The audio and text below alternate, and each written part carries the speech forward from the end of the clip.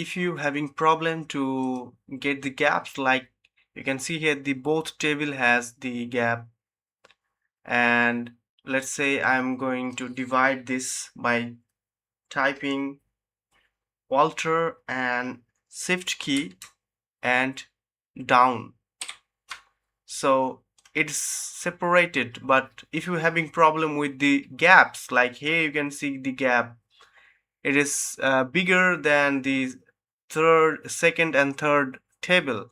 So how you can increase the gap?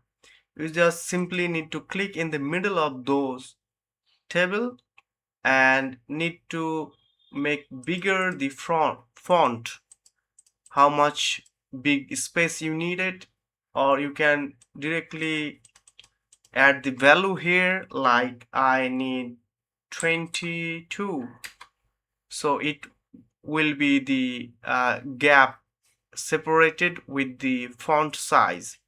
So if you need more bigger, then you just need to change here, like I need 40 here,